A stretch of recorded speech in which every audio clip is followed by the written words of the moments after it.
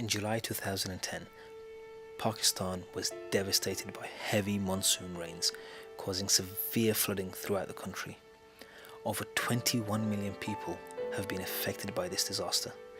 With a devastated area greater than the entire UK, Islamic Relief was still able to respond to this crisis immediately, due to the support we've received from the community.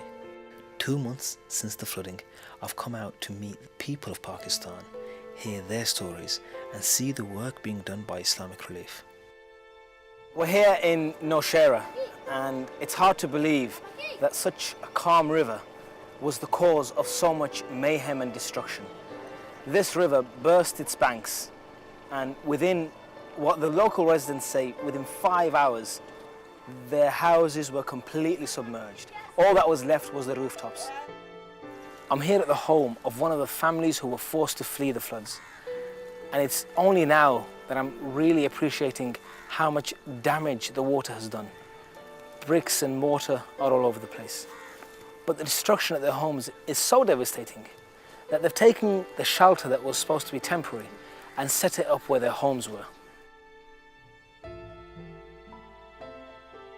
Just heard from this young man that when the floods came, they were so sudden that actually they barely managed to scramble to the roof of their home.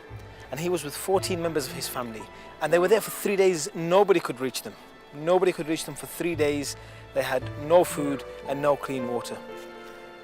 But when the floods receded, because of your help, Islamic Relief was able to reach this family, and we were able to get vital food and vital aid to them. This gentleman has just been asked what his message is for the donors, and he said he sends his warmest regards and best thanks for everything they've done so far, for the food, for the tents, for the hygiene kits. But also he says he hopes that the donors and the people who are watching this will continue to stand with them while they rebuild their lives. Your generosity over the last few months has meant that Islamic Relief is here on the ground, helping people rebuild their lives. These are the water barrels which your donations have bought.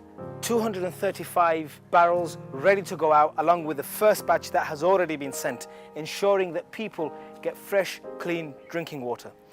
This is alongside all the barrels that are going out in different provinces across Pakistan, in Sindh and in Punjab. Hundreds of these barrels are ensuring that people have access to fresh, clean drinking water. We've just learned from Maqsood Ahmed here that this Islamic Relief mobile clinic was out in the field in the early days after the flooding. I'm here with Azra, one of our dedicated medical staff, who was reaching people straight after the floods. This one clinic alone was reaching 130 people, and up and down the country, mobile clinics were reaching hundreds of people each day. This warehouse in KPK is, things are coming in and things are going out. Things are coming in, things are going out. Your donations are coming in and it's buying rice, it's buying salt, it's buying food, lentils, it's buying essentials. It's buying also cups, it's buying buckets, it's buying everything that people need, knives, spoons, everything that's needed. You're buying it for the people. And it's being distributed to families who've lost everything. Straight after the floods, people needed emergency shelter, and with your help, tents were provided.